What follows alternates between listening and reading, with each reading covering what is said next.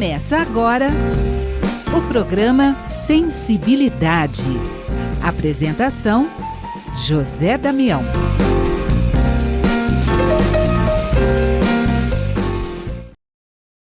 Alô, alô, alô, amigo ouvinte da Rede Boa Nova de Rádio, você que nos acompanha no YouTube, Tatiana Benítez. Gratidão, gratidão, gratidão. Hoje nós vamos conversar com o Severino Celestino da Silva. Ele é pesquisador, escritor, expositor, é estudioso de línguas antigas e profundo analista da Bíblia. O professor é graduado em odontologia e lá é professor titular de odontologia na Universidade Federal da Paraíba e também o curso de pós-graduação em Ciências das Religiões do curso de Sociologia da Universidade Federal da Paraíba. Autor, entre outros livros, de Analisando as Traduções Bíblicas, O Evangelho e o Cristianismo Primitivo, O Sermão do Monte, Comunidade do Caminho, História do Cristianismo Nascente, Jesus, o Messias das Nações. E lembrando, para você que nos acompanha, os direitos autorais das obras são convertidos para as obras assistenciais do Núcleo Espírita Bom Samaritano, em João Pessoa, na Paraíba. Severino Celestino é apresentador aqui na Rádio Boa Nova, na TV Mundo Maior, do programa Abrindo a Bíblia. E a oportunidade de a gente falar de Jesus. Severino Celestino, gratidão por estarmos juntos, Severino. Gratidão, Damião, é muito grande, e a gratidão é mais minha do que sua, querido. A gente tem sempre, não todo dia, mas pelo menos uma vez, 2 vezes por ano, a gente faz assim esse contato fraternal, afinal estamos no mesmo núcleo de transmissão, de assistência espiritual. Estamos envolvidos na mesma luz dessa sensibilidade maior do amor, da paz, da tranquilidade, daquilo que o ser humano precisa para tocar a sua vida, apesar das dificuldades, com naturalidade, sabendo que nós estamos colhendo aquilo que plantamos. Estamos aqui felizes, um abraço àqueles que nos ouvirão, a alegria de poder estar com vocês, aprendendo, estudando e levando um pouquinho do nosso conhecimento para auxiliar alguém que esteja em dificuldade nesta vida. E, Severino, a gente vai poder falar aqui no programa de hoje, mas, amigo ouvinte, vamos falar de Jesus, né? E aí a gente tem Jesus e o Natal, mas antes, vamos falar um pouquinho, Severino, de Israel e o conflito que está acontecendo nesse momento, né? É triste, né? Como é triste quando a gente vê todo... Nossa Senhora, essa luta pelo poder. Severino Celestino. Damião, eu já estive 14 vezes em Israel. E quando eu vejo um conflito dessa natureza, sempre eu fico muito triste. Porque Jesus era um homem da paz. Caminhando hoje por aquelas veredas, por aquelas estradas, por aqueles locais, montanhas, montes, lagos, fontes, por todos os lugares onde Jesus deixou sua energia libertadora e consoladora, a gente ainda hoje se sente muito feliz e muito bem. Mas os profetas falaram dos opositores de Israel. A gente conhece a história daquele povo perseguido, sofrido, injustiçado, desde o cativeiro do Egito, 300 e poucos anos, a Babilônia, os assírios, todo aquele problema que eles suportaram, o Holocausto. E hoje a gente está ouvindo esse conflito, assistindo, orando todos os dias, para que esses seres que com essas atitudes de não respeitar a mulher, criança, idosos, nem mesmo o seu povo, porque o povo palestino não aprova o que está acontecendo.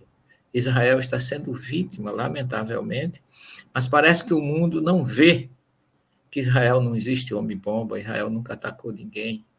Israel sempre procurou viver em paz com os países circunvizinhos, mas parece que eles trazem um débito forte de que eles não podem viver em paz. Mas, como Jesus prometeu isso para todo mundo, a gente espera que o bom senso prevaleça em tudo isso. Quando a gente vai analisar historicamente, você vai observar que desde o capítulo 12 do livro do Gênesis, que Deus promete aquela terra a Abraão. Disse que faria dos seus descendentes uma grande nação, lá no livro de Jacó, no sonho de Jacó, lá no Gênesis 18, também ocorre a mesma coisa. Quando Deus disse que eles seriam tão numerosos quanto os grãos de areia do deserto e as estrelas do firmamento. Então, há uma promessa de Deus nesse sentido, e a gente sabe que o Deus não falha nas suas promessas. O que resta é a gente entender por que as pessoas não podem viver em paz. Como é que existem seres humanos que ainda não despertaram para isso? Não despertaram ainda que só o amor constrói. Então, eu já estive naqueles locais, eu já estive bem pertinho da faixa de Gaza, já estive em Asquelon, que é uma cidade que fica muito próxima, cheguei na divisa, mas não entrei, nunca estive na faixa de Gaza. A gente sempre que vai a Israel, a gente entra por Eilat e vai até a Alta Galileia, não tem contato com a faixa de Gaza. E embora a gente, conhecendo todo esse processo, não dá para se entender como é que Israel sempre estendeu as mãos, como é que Israel sempre esteve ao lado daqueles que buscam a paz. E para vocês que estão nos ouvindo e quiserem entender melhor esse processo, existe uma obra chamada O Filho do Hamas, que é a história de Hassab, que é filho de um dos fundadores desse grupo, e que ele conta todo o trajeto, ele conta toda a sua vida como filho de um fundador do Hamas e como ele mudou a sua visão, se tornou a favor do povo de Israel e passou a ser naturalmente um espião de Israel dentro do Hamas. É uma história bonita, sofrida, porque ele ainda hoje sofre, porque ele hoje está nos Estados Unidos. Mas ele mostra, ele diz que o Hamas foi criado para destruir Israel. Eles não sossegarão enquanto eles não tirarem Israel do mapa. Eles não estão preocupados com diplomacia. Eles não estão preocupados com acordo de forma nenhuma. Parece que o desconhecimento daquilo que é paz não existe no projeto desse grupo, que é um grupo terrorista, fundamentalista, que tem um braço no Islã. Para eles matar alguém em nome de Alá é uma glória. Tem uma resposta como o paraíso. Aí é que vem o fanatismo de tudo isso. E o filho do Hamas mesmo, ele diz isso. Ele diz que eles não têm, eles têm sido envolvidos em poder, em política, que eles também têm um braço político, têm um braço religioso, e tem o braço da vingança. Há um ódio encastado, vamos dizer assim, encastoado na filosofia desse grupo, que eles não têm nenhuma intenção de ter paz com Israel. A forma como eles fizeram foi uma forma muito abrupta. A gente sabe que dois países que entram em guerra se desentendem e quem vai guerrear são seus soldados. Esse grupo não tem um país que defenda, que esteja apoiando eles, nem os próprios palestinos não apoiam, nem o Fatah, que é do lado norte de Israel, da Cisjordânia, não aprova. Eles não querem, não está no programa dele, paz com Israel. Essa é a questão principal de tudo isso, e vocês vão entender melhor lendo O Filho do Hamas. Hamas, a palavra é com H, H-A-M-A-S. Ela é acentuada, embora não apareça no livro. E desde 2006 para cá que eles têm esse braço político, religioso, fundamentalista, criado com o objetivo de destruir Israel e não deixar Israel ter um estado de paz. Essa é a questão. E, Severino, podemos ampliar um pouco e falar de Espiritismo e Jesus. Fala um pouco para a gente. Nó. É um tema que sempre me agrada. Espiritismo e cristianismo, ou espiritismo e os seguidores de Jesus. Eu me tornei espírita há 44 anos atrás, eu sou de origem católica, fui quase padre, sou teólogo, eu tinha na verdade, eu nasci numa família católica e meu grande sonho era ser padre. Não fui padre por um acidente de percurso. Mas depois que eu conheci o espiritismo pela dor, eu transformei a minha vida. E eu conheci o espiritismo e adotei o espiritismo como doutrina por causa do evangelho de Jesus. A filosofia espírita, ela esclarece, torna compreensível, torna compreensível e fácil o entendimento do evangelho. Foi na teologia de Allan Kardec, que nunca se declarou teólogo, mas Kardec, ele era um conhecedor profundo da teologia cristã e do evangelho, tinha assistência do Espírito da Verdade e trouxe para nós um cabedal de esclarecimentos indispensáveis. Trouxe toda a codificação, desde os princípios básicos da doutrina, monoteísmo, ou seja, Deus como causa primeira de todas as coisas, imortalidade da alma, reencarnação, lei de causa e efeito, fora da caridade não há salvação. Princípios que estão todos dentro do Evangelho. Não tem como você entender Espiritismo sem conhecer Evangelho. Não tem como você entender Evangelho sem conhecer a primeira revelação de Moisés. E por isso que Kardec, com muita sabedoria, dividiu esse entendimento em primeira, segunda e terceira revelação. E quando ele está concluindo o primeiro capítulo do Evangelho segundo o Espiritismo, ele recebe uma mensagem do espírito israelita, chamado Mordecai, na Revista Espírita de 1868, onde ele fala muito bem de Moisés, Jesus e a doutrina, e conclui dizendo que Moisés iniciou a obra, Jesus continuou e o Espiritismo arrematará. Então, muitas coisas que não são compreensíveis, que não são fáceis de conhecimento, Kardec torna bem palpável com a racionalidade e os princípios que os espíritos trouxeram, explicando exatamente o que é o Evangelho, o que é a revelação de Moisés, cada um a seu tempo, com seu objetivo. O Evangelho segundo o Espiritismo é um berço de tranquilidade, porque até na confecção desse livro, Kardec buscou a paz. Ele não trabalhou com assuntos polêmicos, controversos, que deixasse dúvida. É tanto que a Gênese, ele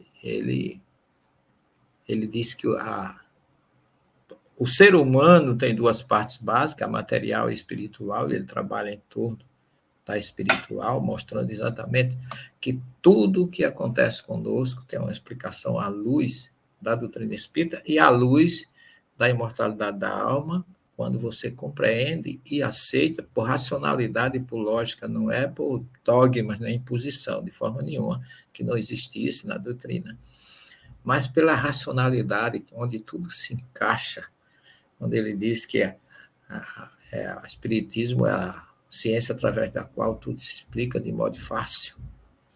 E isso, ele trazido para o Evangelho, é uma beleza. Quando eu visito Israel, por onde eu passo, eu vou descobrindo cada ano uma coisa nova, uma sensação nova, um ensinamento de lenitivo cada vez mais profundo. Eu vou observando como Jesus é magnífico e como aquela terra, aquele pedaço, uma terra pequena, é menor do que o estado de Sergipe, que é o menor estado do Brasil. Tem lugar que Ou você percorre Israel, você sai de Eilat e chega na Alta Galileia num só dia. São 400 e poucos quilômetros, de norte a sul. E tem lugar que de leste a oeste dá 13 quilômetros de largura. É uma faixa ali, mas situado no coração do planeta, no Oriente Médio. Ali tem a Ásia Menor, ao norte, tem a Ásia, o Egito ao sul, você tem a África também ao sudeste.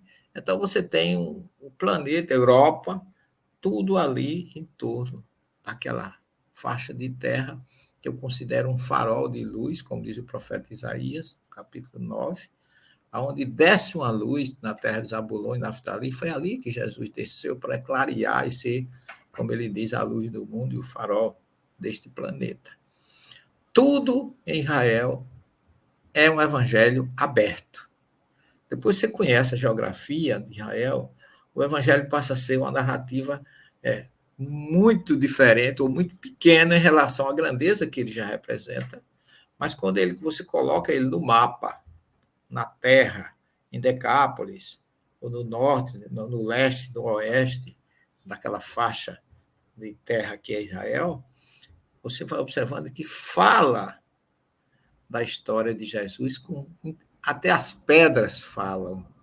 É curioso isso, quando a gente vai chegando no Gólgota, a gente sobe do Palácio de Pilatos, dentro de Jerusalém, tem uma rua lá já entrando, já chegando na Igreja da Crucificação, e quando você chega ali, tem uma rua que as pedras, todas as pedras daquela rua, são pedras originais da época de Cristo, porque ali era um morro e a cidade foi construída, reconstruída, destruída, reconstruída, mas a parte do morro nunca foi mexida, o monte não foi destruído, o Gólgota não foi destruído, e ela está lá.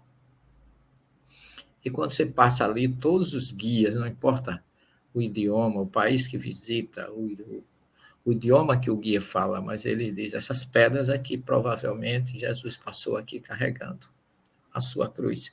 E eu me lembro de quando Jesus entrou em Jerusalém, ali saindo de Betfagé, no Monte das Oliveiras, que todos entusiasmados, ele começando a sua entrada triunfal, os fariseus ouviram aquele barulho, aquela ovacionalização a Jesus, aquele gesto de alegria do povo, Oxianá, Osana, salva-nos, por favor.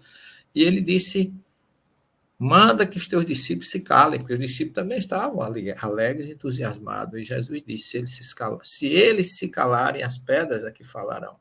E hoje não são as pedras só que falam em Israel, são as pedras, são as fontes, é o Mar da Galileia, é a Cesareia de Filipe, é o Monte Tabor, é o Lago de Genezaré, são todos aquele Poço de Jacó, Samaria, todas aquelas regiões que você escuta a palavra no Evangelho, falam geograficamente da história de Jesus. E você junta Moisés, que Abraão correu toda aquela região onde você caminha, que você fala de Jesus, também tem ligação com a primeira revelação. Você está no Monte Tabor, lá atrás está as montanhas de Endor. Você está em Nazaré, você vai encontrar também, do outro lado, o Vale de Esdrelon. Então, tudo se interliga entre a primeira e a segunda revelação. E a terceira vem trazer esclarecimentos. Você entra num barco no Mar da Galileia e revisa a tempestade em Marcos 4, versículo 35, e você vai encontrar que aquele fenômeno de Jesus acalmar aquela tempestade, a doutrina explica exatamente na influência dos espíritos sobre as leis, sobre os movimentos, sobre os terremotos, sobre os maremotos, sobre os fenômenos da natureza. São espíritos que também realizam. E quando Jesus levanta a mão e que suspende, ou que a tempestade se acalma, o vento também, que todos se admiram, e Jesus disse, por que é que vocês não têm fé? Vocês podem fazer isso. Ele nada mais fez, segundo as explicações do Livro dos Espíritos, do que ordenar aos espíritos que suspendessem aquela ação, porque os seus discípulos queriam pescar e ele queria dormir, porque ele estava dormindo no barco. Então, você vai encontrando esse entrelaçamento indispensável e importantíssimo para que a gente possa juntar, como Kardec diz, primeira, segunda e terceira revelação, como acontecimentos em épocas diferentes, mas com ensinamentos para todos daquela época, dos que viveram Jesus e os que estão conosco hoje, como nos informa o Espírito Eine na parábola dos trabalhadores da última hora. Então, para mim, falar de Espiritismo, de Moisés, de Jesus, de Kardec, nessa conexão indispensável, é uma bênção e que eu sofri e lamentei quando fui obrigado, praticamente, a deixar o seminário, e que hoje eu vejo que aquilo que pareceu difícil naquele momento foi exatamente o que acontece com muita gente. Às vezes a gente precisa sofrer um balanço, porque é no balanço da árvore que o fruto maduro cai.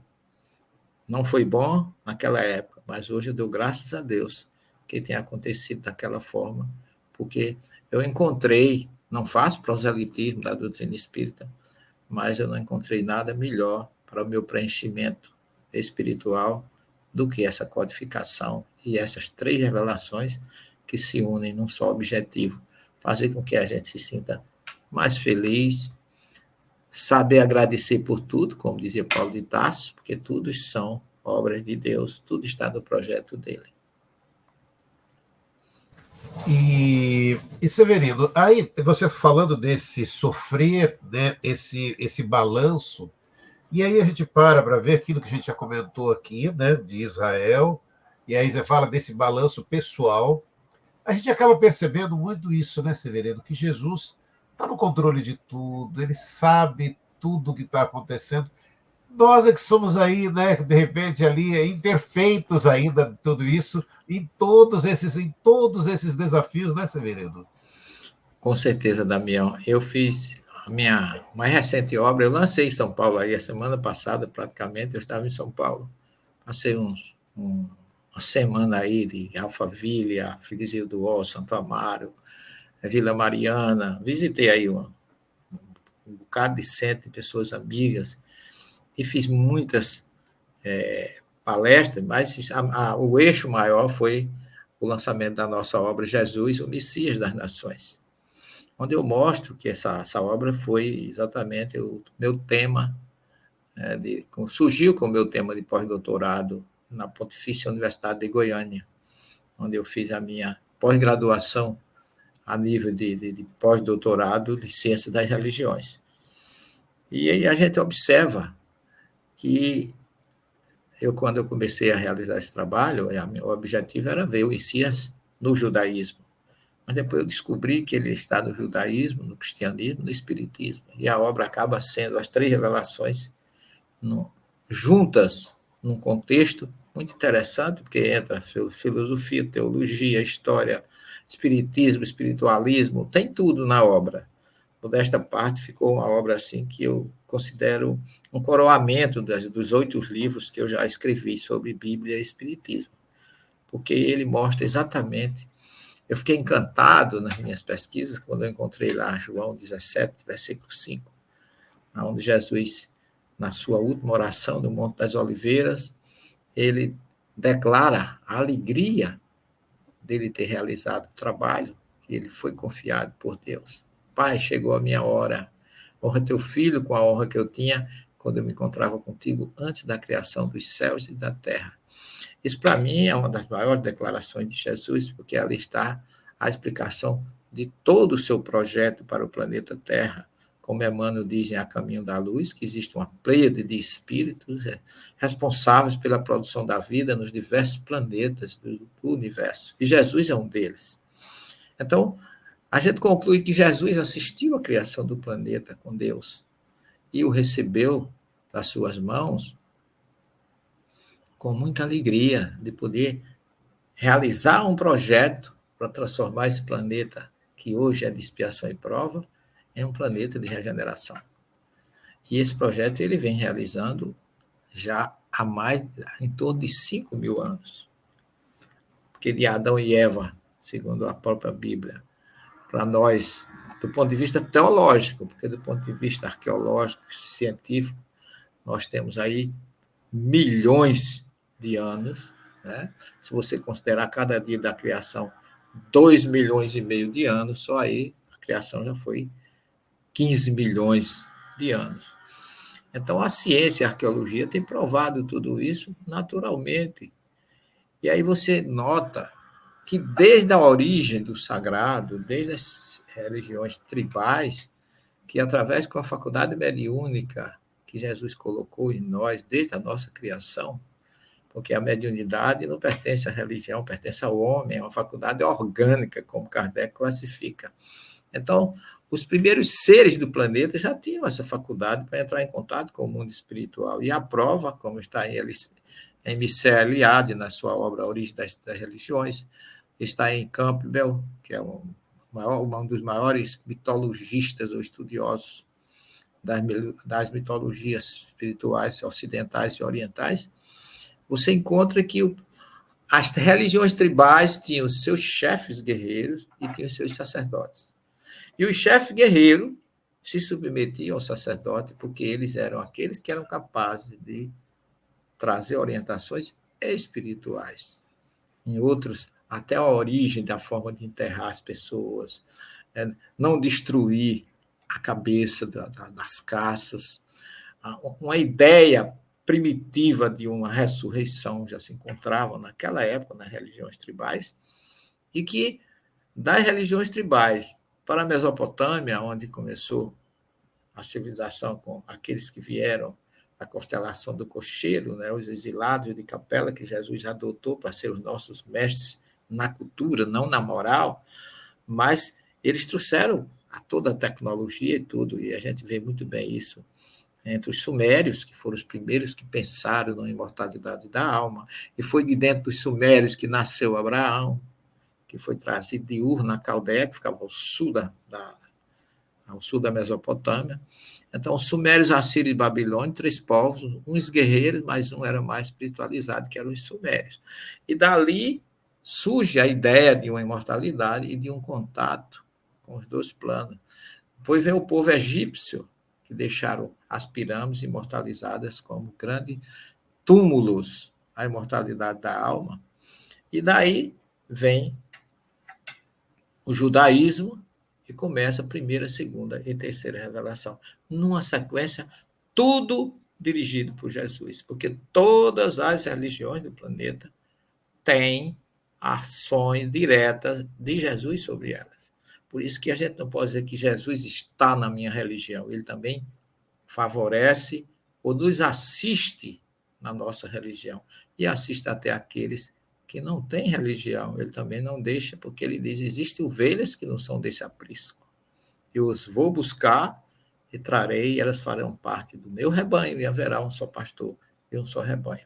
Então, Jesus está perfeitamente ciente, senhor absoluto de tudo isso, e ele diz lá em João 10, eu vim para que todos tenham vidas, não se perderá nenhuma das ovelhas que o Pai me confiou, eu sou a luz do mundo, eu vos deixo a minha paz, e eu dou uma paz que o mundo material não dá.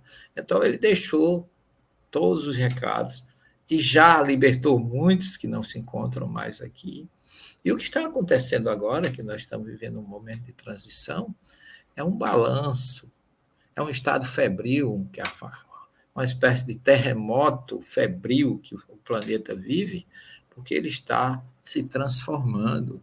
Kardec disse que a Terra evolui material e espiritualmente. Então, ela vai deixar de ser esse planeta onde a violência, o desamor, as convulsões e tudo isso acontece ainda, mas a grande revolução do final, diz Kardec, será a revolução moral. O homem vai se transformar moralmente. E aí, os mansos herdarão a terra, como diz Jesus, haverá uma seleção, e aqui a Terra será um planeta onde não haverá mais guerra, fome, todos esses desamores, porque quando a Terra for planeta regenerado, diz Kardec no capítulo 18 da Gênesis, os violentos e os desonestos, as pessoas que não sabem conviver em paz, não ficarão aqui. Só aqueles que sintonizaram com a mensagem do Cristo. E Jesus vencerá, porque ele é o governador do planeta. E ele está na Índia, na China, ele está no zoroastrismo, no budismo, no shintoísmo, em Bahá'í, ele está em todas as revelações do planeta, inclusive naquelas pessoas que não acreditam nele, que não têm religião, porque ele diz, eu vim para que todos tenham vidas, e declara o profeta Isaías que para Deus não há acepção de pessoas, o que significa que Jesus, como enviado de Deus, nos ama incondicionalmente. Então, o que está acontecendo aí é exatamente um projeto para avançar, como diz o Livro dos Espíritos, apressar a regeneração do planeta, que está próximo. Não vamos marcar tempo, porque Jesus disse em Mateus 24, 36, que a ninguém é dado saber o dia nem a hora. Mas sinais, a gente sente que na atmosfera gira ou existe alguma coisa que significa uma mudança iminente. As coisas mudaram tanto que não podem mais continuar como estão. Daqui elas têm que arrumar um eixo de paz, de convivência com o diferente. O desamor não terá mais lugar nesse planeta tão amado, tão querido por Jesus. Severino, você falou do livro, né? Jesus, o Messias das Nações, né? O livro foi lançado em 2019, e agora é aquilo, né? Aí 2020 veio a pandemia, e aí agora é aquilo, você está conseguindo vir, como veio a São Paulo, para poder estar autografando o livro, né? Porque parece aquela. Aí você fala, o livro é 2019, não, o livro está chegando às agora, pessoas, né? eu tinha marcado exatamente lançar em março de 2020. Tá? E não teve condições. Quando começou a pandemia, eu tive que adiar, estava com passagem marcada, tudo, cancelei tudo. E há um tempo para tudo, como diz o Eclesiastes, e foi para 2023, e foi muito bom o lançamento aí em São Paulo, gostei demais. Teve uma aceitação muito boa, graças a Deus. Em todo canto que eu fui, nos irmãos de Alphaville, na freguesia do Ó, em Santo Amaro, no Centro Espírita Caminho da Luz, lá em Santo Amaro, no Centro Espírita Nova Era, na Vila Mariana, no Cisco de Luz, do nosso querido Álvaro Mordecai, também na Vila Mariana. Então, nós tivemos, assim, uma semana de muita atividade, porém, muito gratificante. Fiquei muito feliz que eu tinha essa dívida com São Paulo. E, graças a Deus, consegui saldar com muita alegria e com a receptividade que eu sempre tive em São Paulo. Nossos irmãos aí de São Paulo sempre são muito, eu diria, queridos e habitam sempre no meu coração. E, Severino, vamos falar um pouquinho de Jesus e o Natal, porque é aquelas histórias, né? Por que nesse período se fala tanto em Papai Noel e tão pouco de Jesus, deixando o aniversariante meio esquecido, Severino? O Natal é a palavra Natal significa nascimento, e quando você chega em Belém, Beit Lehem, Casa do Pão, você nota a importância desse lugar que Jesus escolheu para chegar entre nós, porque Belém, geograficamente e historicamente, é uma cidade que faz parte desde a primeira revelação. Belém está desde o livro de Ruth, a Moabita, que foi o grande amor depois de Boaz, e acabou entrando na genealogia de Davi, foi precedente, bisavó do rei Davi, e nasceu em Belém. Em Belém nasce também o rei Davi, aquele homem que faz parte da genealogia de Abraão a Davi, são 14 gerações de Davi ao cativeiro da Babilônia, mais 14, do cativeiro da Babilônia até Jesus, são mais 14. E esse número 14 é um número muito forte na cabalística judaica e dentro da genealogia, porque a palavra David, Dalet, Vav e Dalet, são 3 letras hebraicas que tem valor 4 e 6. Então, são 2 Dalets, que somado 4 e 4 dá 8, e o Vav, que dá 6. 8 e 6, 14.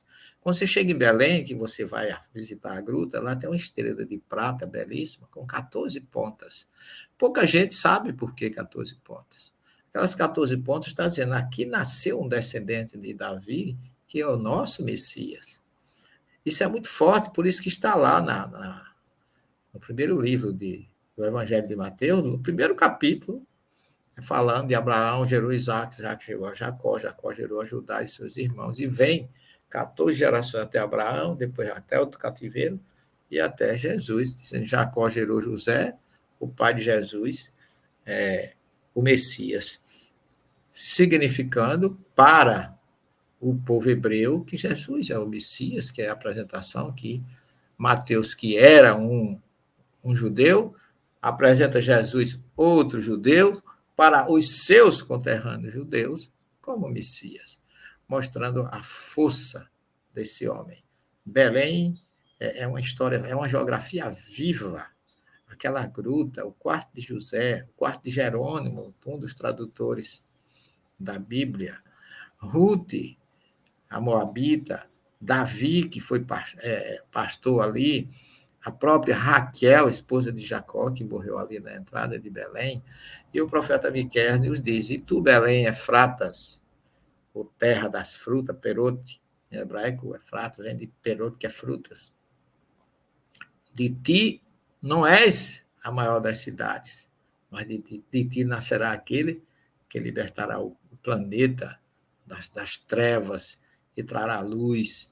Então, é um lugar que faz com que você se sinta realmente gratificado de ir ali.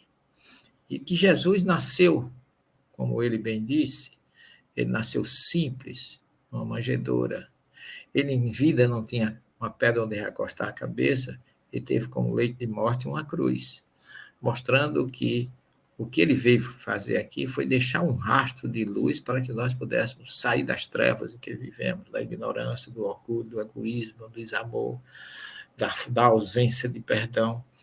Porque Jesus marcou a sua vida entre nós, como João diz no prólogo do seu evangelho, Jesus foi um tabernáculo.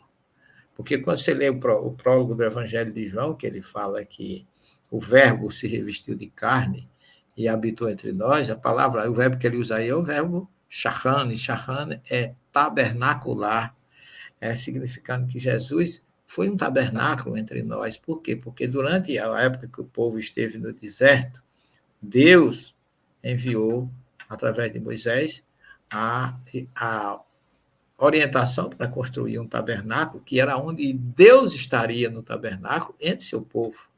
E Jesus, segundo João, foi um outro tabernáculo. Por isso que ele se vestiu de carne e tabernaculou entre nós, porque Jesus não tinha uma pedra onde recostar a cabeça, não tinha endereço fixo.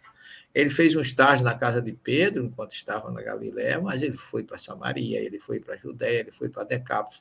Ele tabernaculou mesmo, como o tabernáculo levantava no deserto e acompanhava o povo para onde ia, com aquela fumaça que indicava a hora de caminhar e a hora de parar, uma nuvem de fogo protegendo o povo. E Jesus estava entre nós, esteve entre nós, marcando presença como um verdadeiro tabernáculo do alto enviado por Deus para trazer conforto, como ele diz lá na sinagoga de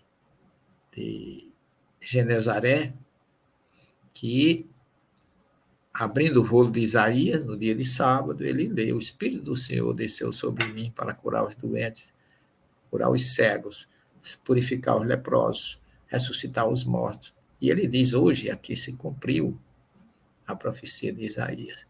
Então, tudo isso traz conforto para a gente numa época como essa de Natal, que as coisas, por mais que as pessoas sejam insensíveis, por mais que comercializem, como bem você colocou aí, que não pode existir Natal sem Papai Noel, não pode existir Natal sem presente, não. O grande rei desse momento, o grande mestre é Jesus.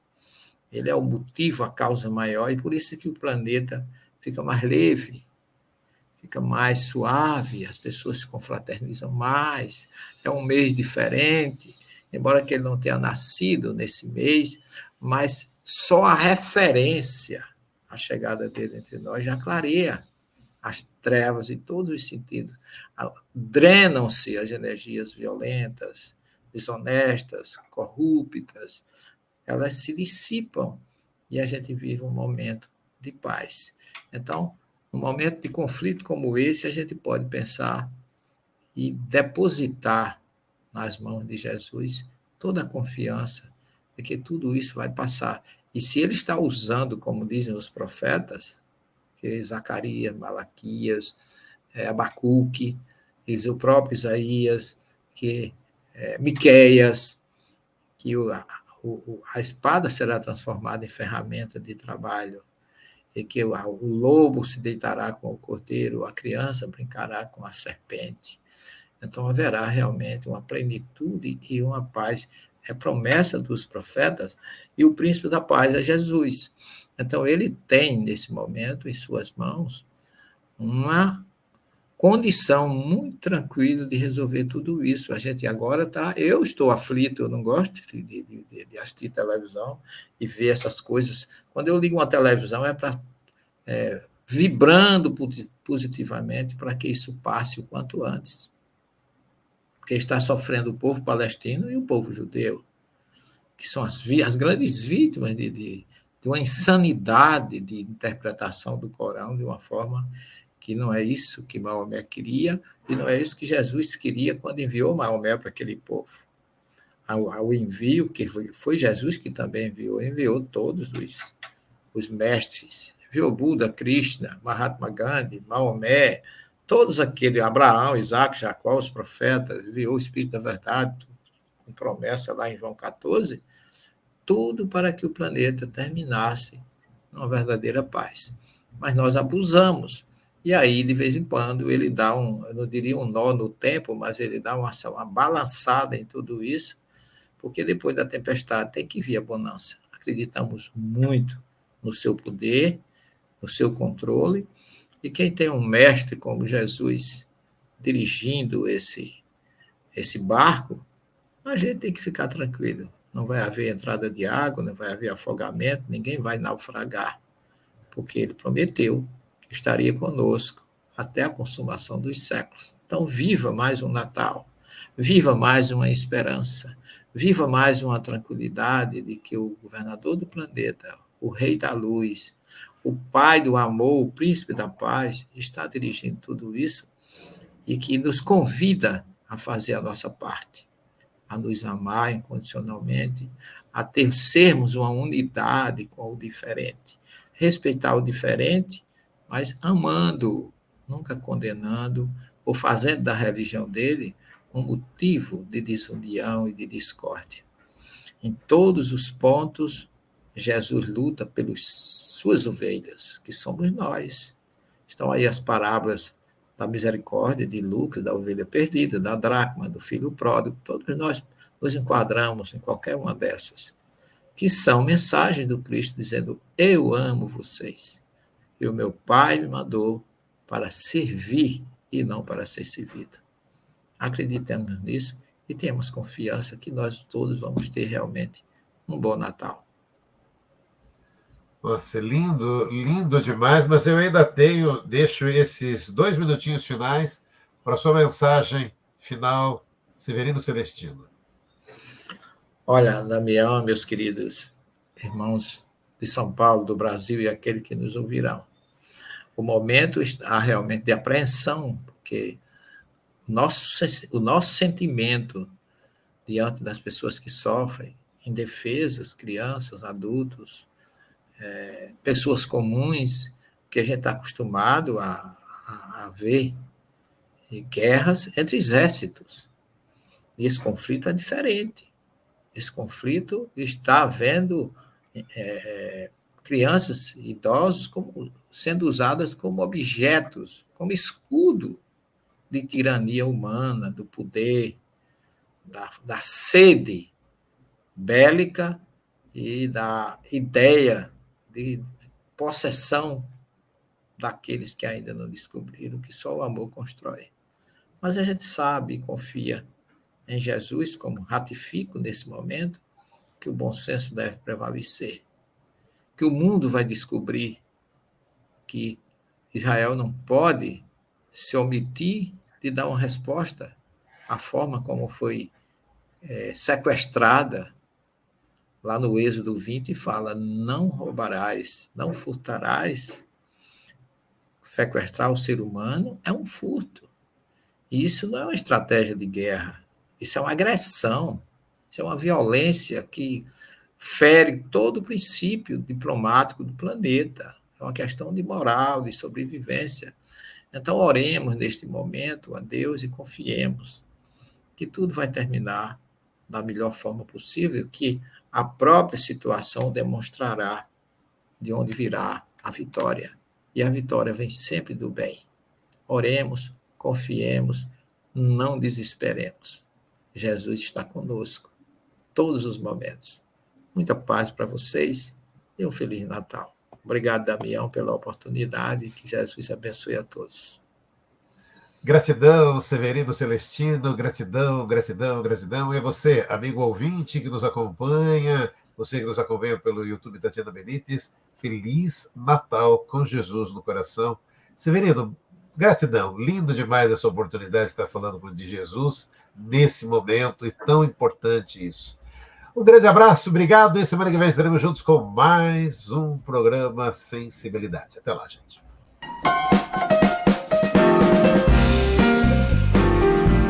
Você ouviu o programa Sensibilidade.